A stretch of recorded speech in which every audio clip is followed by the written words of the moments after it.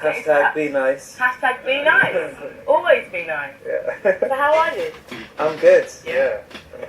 I'm picking out the sand from different places. So let's talk about the sand. Where have you got it from? Of beach volleyball rehearsals.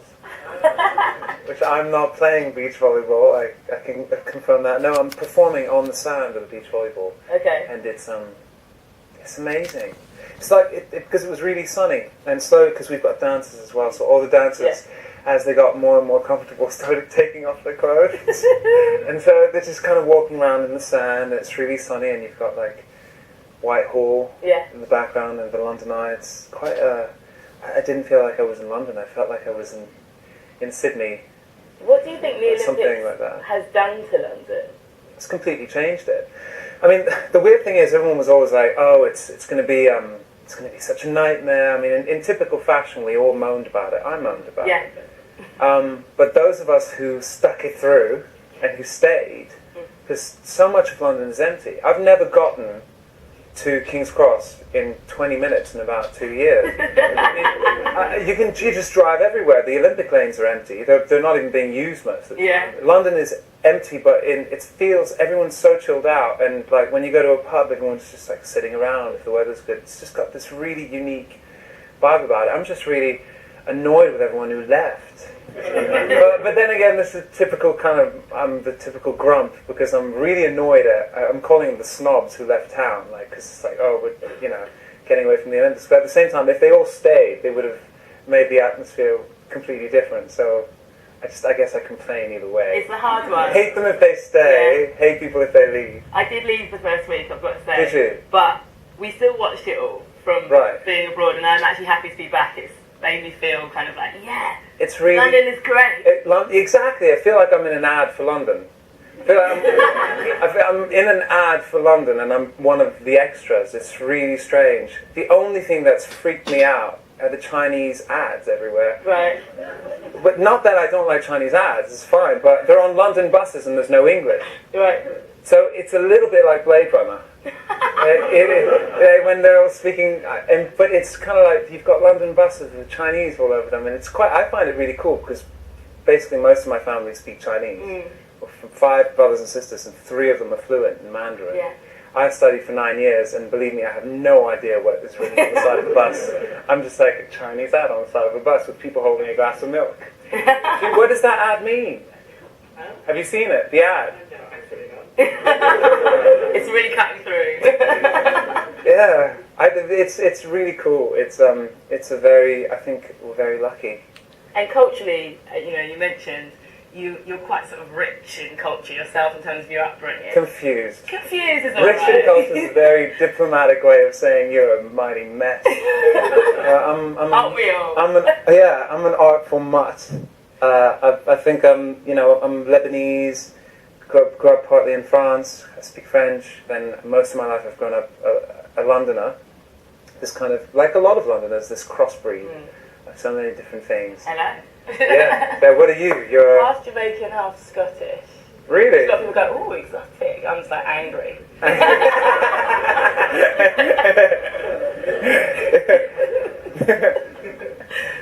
Who are you supporting though? Who are you cheering for? Of course. I mean, when the cycling went by my house, and I didn't quite get the fever until the women's cycling went by my house, and I stood outside because I actually went to buy milk at the local Sainsbury's, and I couldn't cross the road again for an hour and 15 minutes. So I mean, I'm saying, because they've literally locked off 2 sides of London, quite rightly. At first I was like, oh God. Standing there with my Sainsbury's bag in the middle. What am I supposed to do now? And then as it got more heated up, every motorcyclist that drove by started doing this, all the policemen. So everyone started whooping and cheering, and so they were warming up, the policemen were warming up the crowd. I was like, terrorist threat, what terrorist threat? It's like they're just going, performance. And then when it got by, and it was right at the point where we thought that it was Lizzie was going to win. We thought she was going to win, the cyclist. And everyone was so excited that everyone was just just talking to her like they were her best friend, like, we love you, Lizzie, go Lizzie, go, and everyone came to the windows and started screaming, and I couldn't quite tell if I was in like I don't know, like a Notting Hill movie or something. I don't know. I got this rush. I was like, this is unified so many different types of people. This has given a reason for so much of the inconvenience. And look at us. None of us care. Yeah. And I very rarely in London have I felt, conditioned like that. And I thought it was a really nice moment with my milk. So Mika, I want to talk about you. Where have you been? We've been waiting for you. I've been figuring out what to write about, and then about a year and a half ago I figured it out, and I started writing. And bizarrely, I didn't write a single song for about a year and a half, and then I wrote this song called "The Origin of Love," which is now the name of the album, which I'm going to sing today in an acoustic. Exciting! But it's in an acoustic way that I will admit we have not done before. Are you nervous? I think it's beyond nerves. Okay. It's like I'm insane right now. So once I wrote that, everything just kind of followed.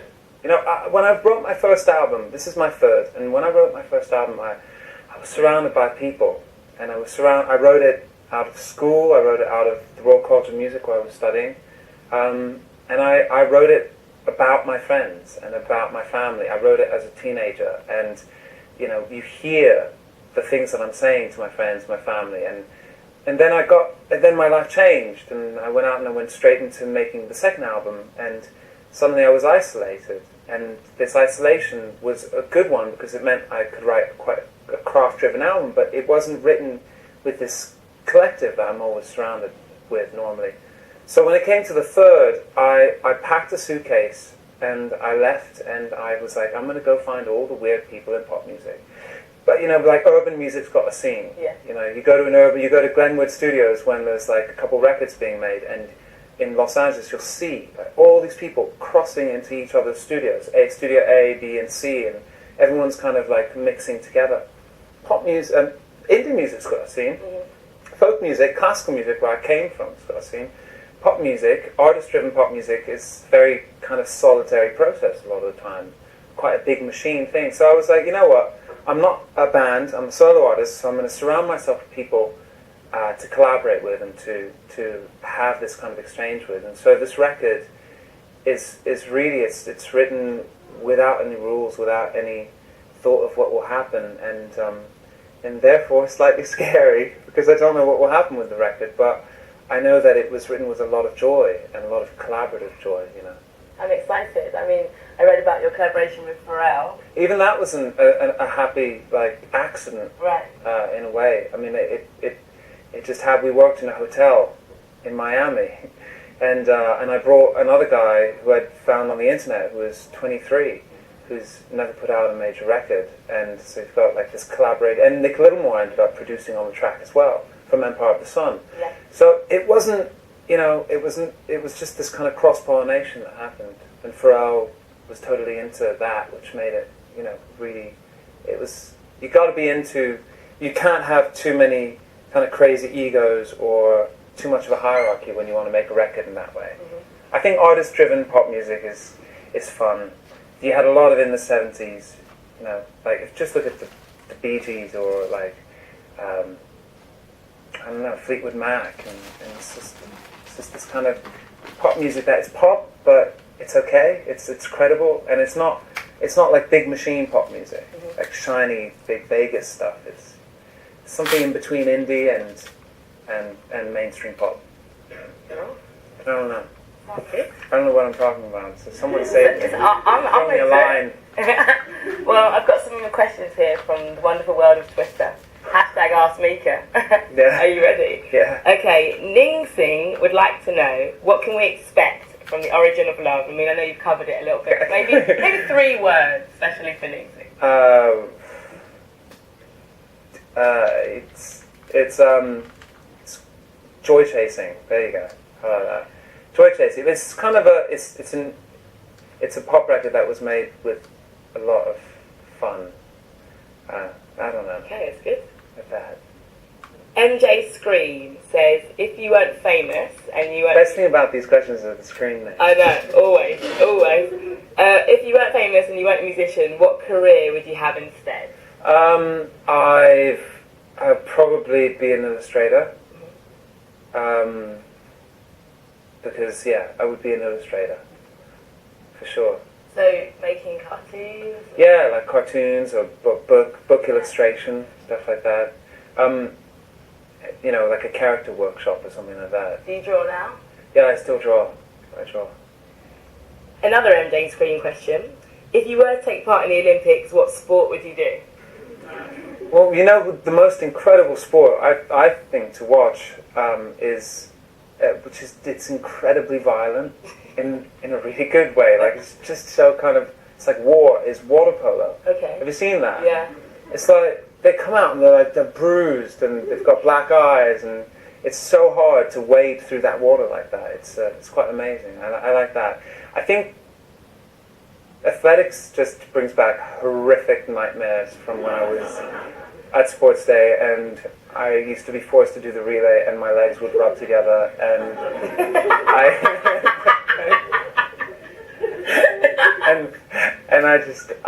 honestly felt like, if this is life, then kill me now.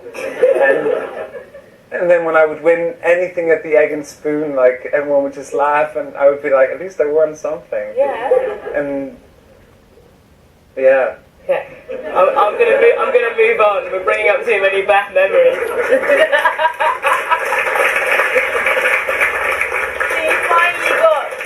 You finally got the love for the egg and spoon race. Yeah, there you go, egg and spoon. Yeah. Really funny thing happened to my dad at my humiliating sports day, where he had to sit through and see me be the last part of the worst team of the 400-meter relay. My dad then tries, because he's really sporty, and obviously some gene disconnected somewhere, and he goes and offers up to do the backwards running thing, and he falls over, gets concussed in front of everyone, and ended up like only coming through after, like, or remembering where he was after having like 3 cans of lemonade or something, because the sugar made it. I thought it was so funny. I was like, it serves you right for trying to make me look, a little bit like trying to kind of be sporty around me at my sports day when. Nearly had He's fine now, but gets concussed, and everyone's like, and I'm like, ah. Okay. Another question: have you been watching the Olympics on the TV from Origin of Love? Come on. Oh, right. So that's their Twitter name. Oh, right. They're on it. Yes, and the best bit. What do you think the best bit is? I think the best bit of the TV thing. Yeah. Well, even when I was watching the running thing, seen those little remote control minis? No. Okay, so you got to find them, because if you they'll be throwing someone getting ready, and then in the background you see this little remote control mini driving around the middle of the stadium. Okay. Because when you throw a javelin, of course. they put them on this little remote control mini, and then the remote control mini brings it back to where they threw it from. That's so good. And for some reason no one knows about it, but I'm always trying to spot the little remote control mini. Tonight, that's what we're all going to be doing, right? Yeah. Looking for some sort of remote control mini. Zoe says, what's the strangest gift you've ever received? I've received a lot of strange gifts. Some strange person sends bizarre, I can only describe them as voodoo packages to somebody that I worked with once, not even to me, but to somebody else, and says, these are for Mika, send them to him. And he burns them, because he's so terrified of them. He says they all have this kind of strange smell. Oh my goodness. I should never have actually said this on... They all have this very strange smell. He says like they're covered in chicken crap or something. And they're very bizarre coded things with like bits of like the Bible with bookmarks in them, and so that's pretty weird. That's really strange. But for some reason, the record company in France for a while got someone sending them used coloring pencils. Phew. I was getting ready to disclose. I was getting ready to deal with the whole aftermath of what was going to come out of your mouth.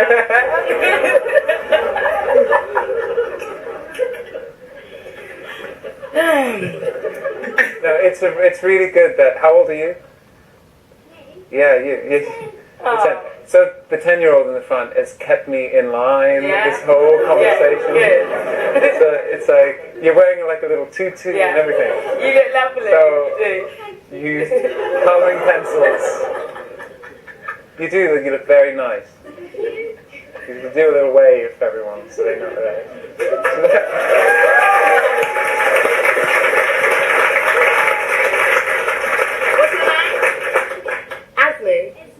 Esme. Oh, thanks for coming. Thanks for keeping him in check. Yeah. What's your biggest inspiration to help that's helped you become you know, who you are today? you're a presenter, so tell me why this happens. Go on. You walk into like an interview, especially at certain radio stations, and then you talk, and the conversations are flying into every inappropriate words flying, and then as soon as you get on air, presenters are like, we're in check, and then I always go on and I continue the conversation that I've just been having, and then my interview gets cut short by about 45 seconds. It's because by about like, a 10-minute thing turns into a 1-minute thing. It's because we're getting paid to get you to talk as much as possible. That's it really. Yeah. We're here to get you to tell us everything. Yeah. Except that I can't keep myself in check. No, you don't need to. You're doing all right. Use colouring pens is good. Yeah, that was good. If we were on certain radio stations, then I would, like I said, alarm bells. Yeah. We're all right. And I do have questions here from people. Yeah, of course. Like literally watching, aching to know who your biggest inspiration is. I like, a lot of people who know my music know that I like a singer called Harry Nilsson, who made these very strange pop albums. He's famous for, do you know, Without You, right? His big hits were a song called Without You and another song called the song from Midnight Cowboy.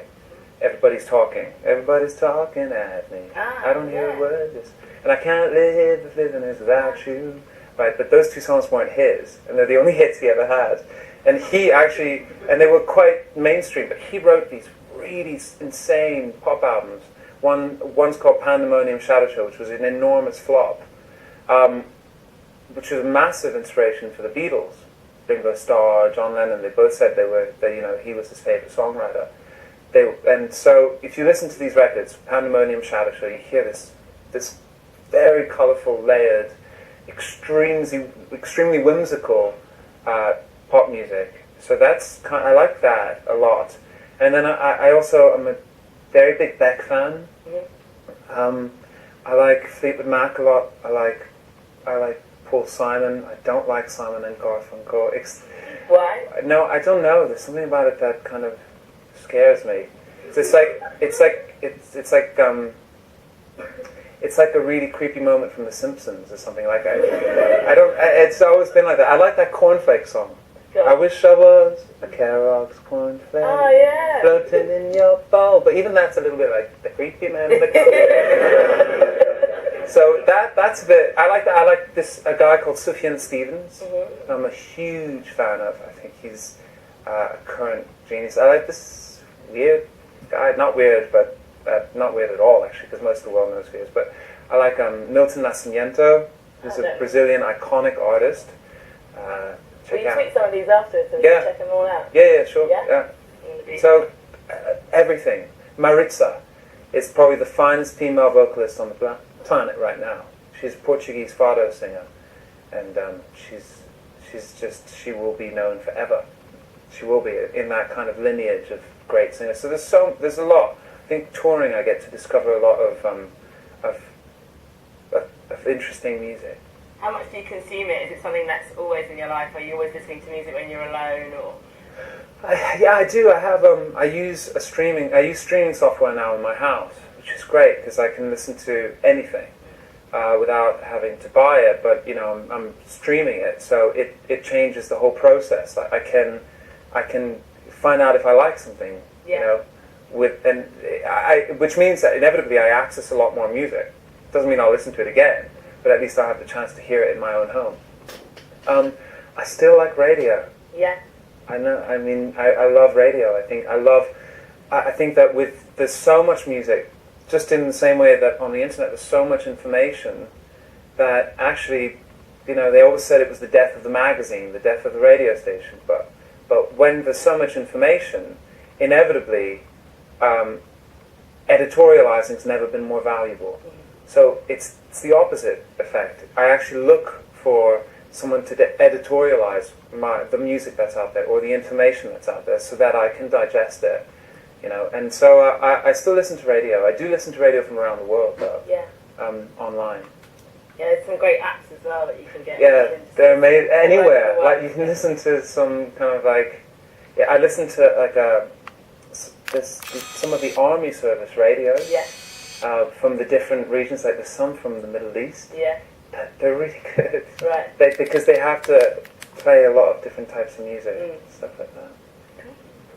Okay, Bex would like to know on Twitter, what was the most emotive moment that you've had with your fans during a gig?